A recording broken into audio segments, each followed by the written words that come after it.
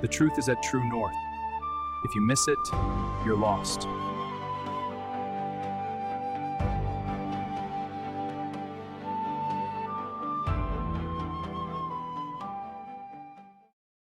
Hello, friends. Martin here, talking about counseling. This morning, I want to invite you to come and listen to the teaching Emotional Healing. And this will be the 8th video. And may this bless you. So, yes, thank you. Amen. Hallelujah. So, thank you for joining us there in TV land as well. May the word bless you this morning. And I want to speak to you for a few moments on emotional healing. Now, many people doesn't know anything about emotional healing or doesn't believe as the church, that we need emotional healing because we are a spirit, we are a soul, and we are a body. All right, and we focus much on the spirit. But the emotions is so important and so deep sometimes. We can be glad and we can be sad.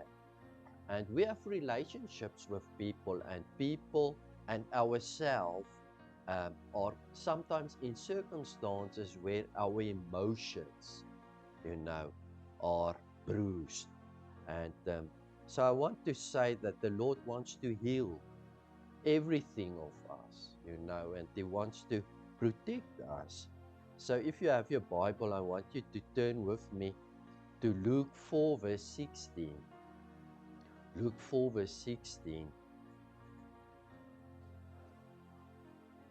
Now, this is just after Jesus went into the desert and he was tempted. He came out full of the Holy Spirit and he went to the temple.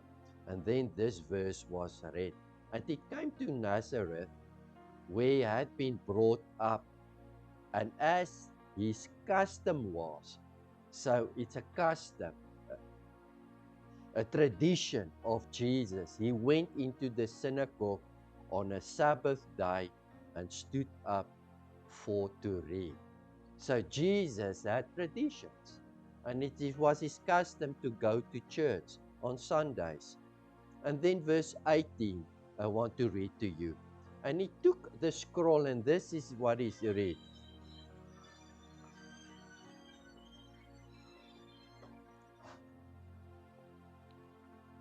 Luke 4 verse 18 says, "The Spirit of the Lord is upon me." All right, so remember, this is now Jesus Christ. All right, and he would pray, "The Spirit of the Lord is upon me." So it's the Spirit of God that is upon Jesus Christ, because he have anointed me to preach the gospel. All right. So Jesus is anointed, and when we preach the gospel to man, actually the first thing that we need is the anointing of God upon us. Because some people will preach the gospel and they don't have the anointing for that. And then it's dead. There's many churches and preachers that preach the gospel, but you feel, I don't understand, and doesn't do something for me. But I pray when I preach the gospel, when I speak the words of God, that it will be powerful, like it will be powerful in Jesus' voice, or words, or mouth. All right. So we need to believe when you are anointed to preach the gospel that there's something changing in people's hearts. To the poor, he preached the gospel to the poor. You have sent me to heal, and then the word broken heart. Broken heart. So there's many people that are broken heart.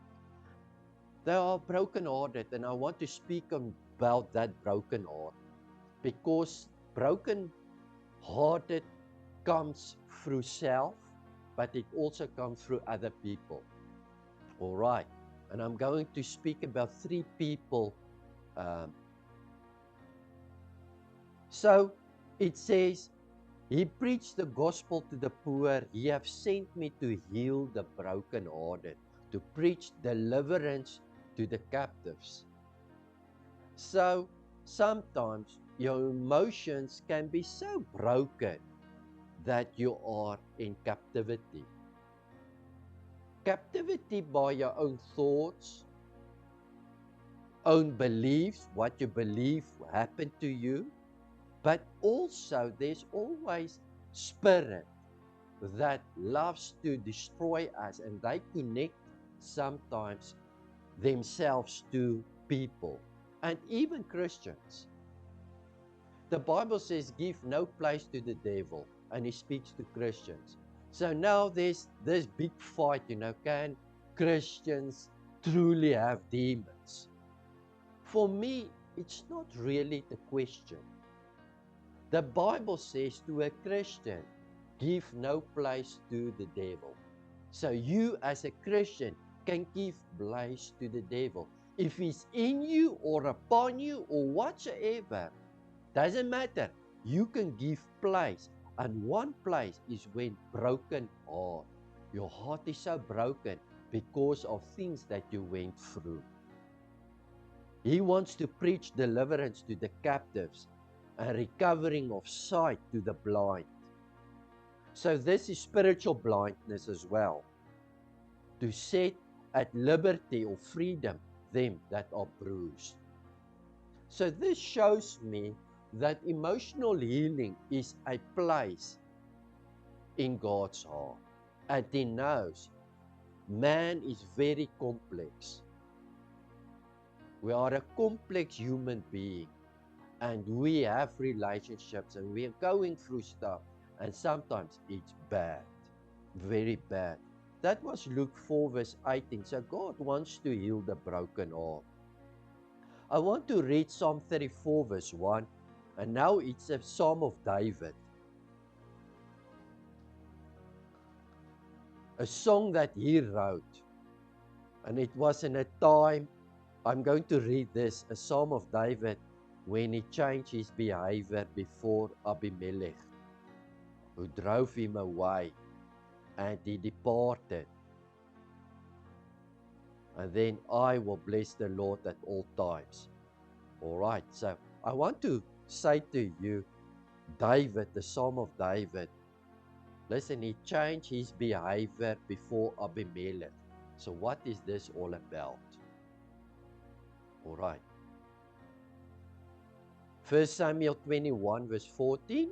I'm going to read that to you so that you can understand what Psalm 31 verse 1, Psalm 34 verse 1 tries to say. All right. So it's about David. And Abimelech is a king. All right. He's the king of the Philistines.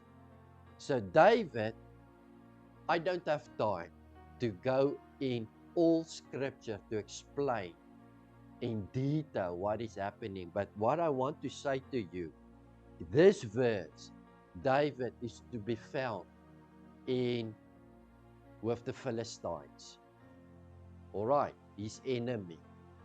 And now it says, when he changed his behavior. What did David do to change his behavior? All right, so this is what happened. The servant of Abimelech catch David when David was at the Philistine and says, this guy looks like David. And then David was afraid because they are going to kill him. Because he flee from Israel, Saul tries to kill him. And now he's in the camp of the Philistines. And the servant of Abimelech saw, but ain't that David? Now David is afraid, and then it says he changed his behavior. So what did he do? He let spit flow over his beard, and he made himself out as this terrible, zombie. He scratched against the doorpost of the houses, because he's afraid that they are going to kill him. Because remember, David was actually called to be the king of Israel. But Saul wanted to kill him. Listen what Abimelech said when he saw David. Lo, it means see, look. Ye see a man mad? Therefore have you brought him to me, the servant of the king. The king says to the servant, you bring a madman, therefore have you brought him to me? Have I need of a madman, that ye have brought this fellow to play the madman in my presence? Shall he fellow come into my house? Shall this fellow come into my house? No. All right, so that's the circumstances. But listen now, what he prayed. He says, the Lord is nigh unto them that are of a broken heart, and save such as be of contrite spirit. All right, so we read now about David. He's in a situation, Saul tries to kill him. He flee to the Philistines. All right, and then he make himself as a madman, you know, all right. And then he prayed this prayer where he says, the Lord is nigh unto them that are of a broken heart. So, he had a broken heart because people tried to kill him. And a king, Saul, tried to kill him. He said, the Lord is nigh unto them that are of broken heart. And such save as of a contrite spirit. Now we have already heard many things of a contrite spirit. What is a contrite spirit? Contrite spirit means feeling deep, genuine sorrow, regret of doing something wrong. It's a state of humble remorse where a person lets go of pride and admits their mistake and truly want to change. So it's not just a normal man that has, I feel bad about things. This is, listen, a contrite heart means deep, genuine sorrow, regret, doing something wrong. It's a state of humble remorse where a person let go of pride and admits their mistake and truly wants to change. That's a contrite spirit. And that's why David can pray and says, the Lord is near to the brokenhearted and those who are of contrite spirit. All right, so 1 Samuel 1 verse 1. I want to focus for a few minutes on three people. The first one is Hannah. So who was Hannah? Hannah was the mother of Samuel. All right. 1 Samuel 1 verse 1. Now there was a certain man of Mount Ephraim, and his name was Elkanah, the son of Jeroboam. Verse 2. And he had two wives, the name of the one was Hannah, and the name of the other was Peninnah. And Peninnah had children, but Hannah had no children. Let's skip verse 10. All right. So the Peninnah was very terrible to Hannah. She mocked her, laughed at her. You don't have children. Now, I cannot read to you everything. And remember, when the Bible speaks of things like this, you need to see the emotion about the whole situation. So this is a very deep thing that I'm speaking of, although it doesn't sound like it. All right, because if you read in context and you see how Hannah was broken about this.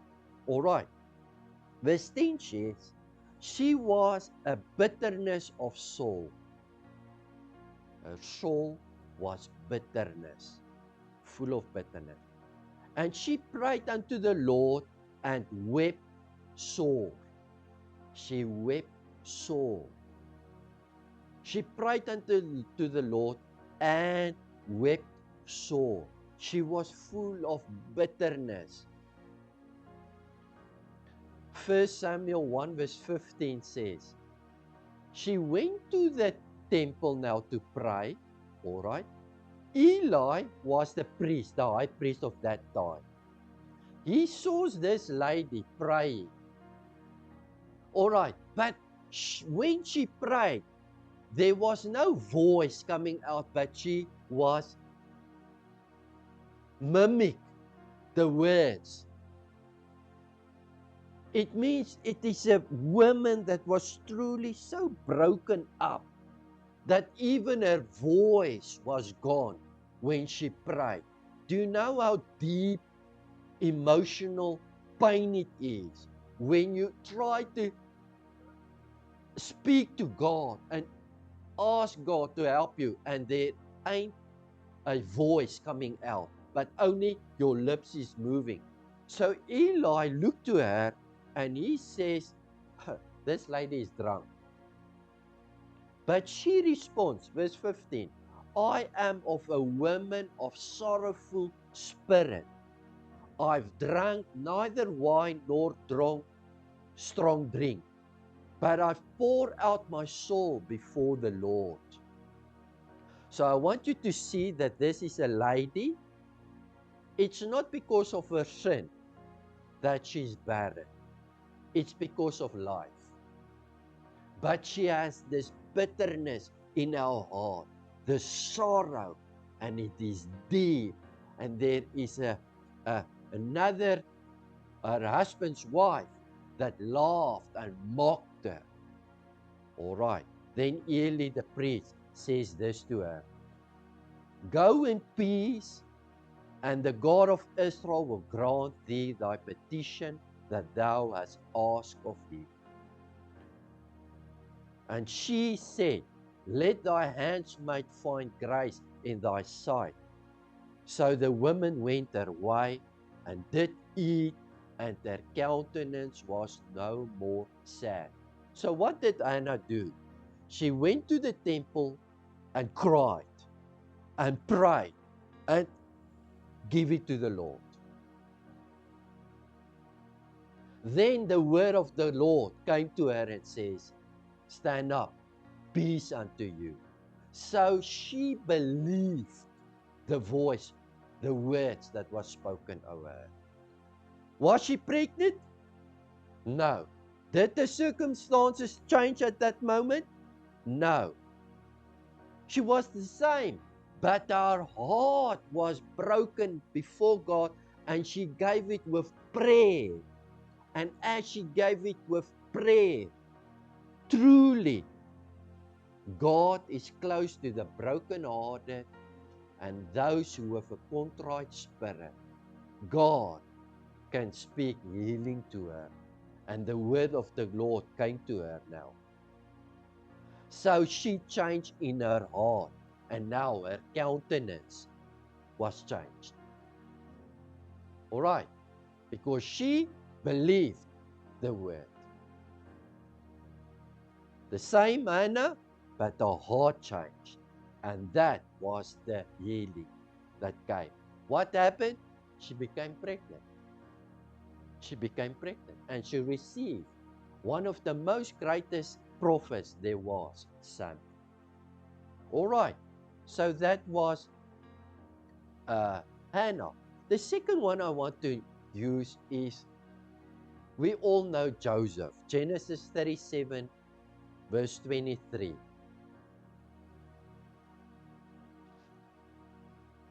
I want to read Genesis 37, verse 23 to you. Listen here, it's not something that he did wrong. It was his brothers that hated him because of the love that the father had to this son. and he was privileged by other clothes. And they hated him. And now he has dreams. And he loves to speak about God and dreams and stuff. So they just hated him. And it came to pass when Joseph was come unto his brethren, that they stripped Joseph out of his coat of many colors that was on him. And they took him and cast him into a pit. Then they sold him as a slave. So, let me tell you, that's not good. That must be a fearful circumstances that he went through. His brothers, he thought his brothers loved him. They hated him. Take him, we are going to kill you, we are going to kill you. And one of the brothers says, no, we cannot kill him. Just let us take off his coat, throw him in a pit. The fear that came, the heartbrokenness that Joseph went through. And then there came people among, passed along, and they sold him. How did he not feel brokenhearted? And I want to say to you, he was brokenhearted because we're going to read it. Genesis 45 verse 1 and 2. Then Joseph could not refrain himself. Now remember, he's in Egypt. God promoted him to second in charge. He has dreams of famine. His stores and all the earth came now to Egypt. And here the brothers is in front of them, of him, but they did not know it's him because he disguised him. All right, David disguised him as well, but he made him out to be a madman. He disguised him in a sense so that they cannot truly see him. But now he's revealing something to them. He says, then Joseph could not refrain himself when he talked to them before all of them that stood by him, and he cried. He cried. Cause every man to go out from me. And there he stood, no man with him, while Joseph made himself known unto his brethren, and he wept aloud. He thought he could speak to them, and he started crying. Remember, he's in charge. Then he sent them away, and he went into a place, and he stood alone, and he cried aloud, because he was broken-hearted. That he went through terrible things. Yes. So, when we forgive, it does not mean there's no heartbrokenness. There's no wound. He was wounded, and he cried aloud. He had bad emotions about what he went through, but he chose not that broken-hearted make his heart harden, because he chose to forgive. All right, then he tells them in verse 4, I am Joseph your brother, whom you sold in Egypt. Now therefore be not grieved, nor angry with yourself, that ye sold me either. For God did send me before you to preserve life. What is so awesome about Joseph? He had emotional pain. He needed healing. But he chose to forgive. But another thing that is so important about Joseph, the people that have emotional problems and pain and hardship and heartbrokenness, they see another thing, that God is in control. And that God can use this heartbrokenness and the circumstances that they went through, that they did not ask of. God can use it. And this is why he says, Do you not grieve now with yourself that you sought me? Because God did send me before you to preserve life. God knows that you are going to do that, but God had a plan with this. So sometimes when people are in emotional problems and heartbroken and they need healing, one of the things that they need to know is to understand that God can use that to the good. So First Lady, she did not sin. She was barren. Other people close to her laughed at her. And it was a sore, a bitterness, but she brought it with crying before God, and God healed her. And then the blessing came through. With Joseph, he had to see that God had a plan with this hardship and brokenness and suffering that they went through. And that's why he forgave them. It says, God preserve life for you. God can use this brokenness. All right. Then, my last one in the New Testament. In Acts 6 and 7, we heard of a man, all right, called Stephen. Now I'm going to read to you 7, verse 55. Acts 7, verse 55. Stephen gives a powerful testimony of Jesus Christ to the Jews. He would think they will come to the Lord, but the opposite. Opposite. They are furious about what he is saying. It's not something sin that he does. It's not something bad. It just came because he did something good. And they did not perceive it as good. So many people have emotional problems, heartbroken, because they try to do something good and that thing bite them in the alley. All right. When they heard these things, they were cut to the heart and they gnashed on their teeth. And then they cast him out. We read, they cast him out. But listen, 59, Acts 7, verse 59 to 60. As they stone him now outside, Stephen. And they stoned Stephen, calling upon God. He called upon God, saying, Lord Jesus, receive my spirit. And he kneeled down and cried with a loud voice, Lord, lay not this sin to their charge. And when he said that, he fell asleep.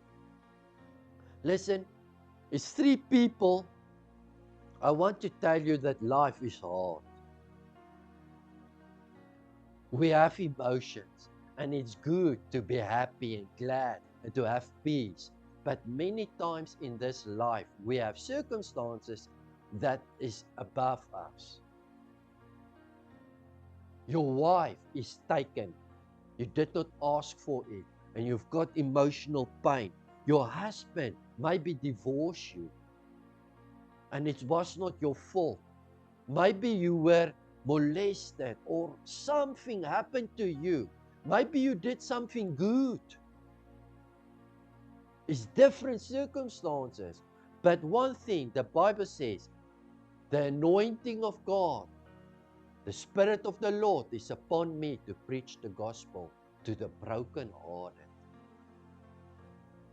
And one thing that they can do is come and cry before God. And when you cry before God, God can heal you. Even if it's so deep that you doesn't have voice, God can heal you. And He can give you a word. Maybe there's people against you. It's your loved ones that throw you in a pit and salt you. But you see that God can use this thing as good. So that's a second point that I want to say. They must see that this heartbrokenness is not always a terrible thing. God can use it. The third thing of Stephen, what a man. People are throwing stones at me at this moment, and I choose, Lord, to pray for them. That's the third thing that I want you to know. To break the broken heart. Start praying for the one who curses you, the one who steals from you, the one who takes you, the one who broke your heart. Start praying for them as Stephen prayed and say, don't lay charge sin. Lord, lay not this sin to their charge. Wow.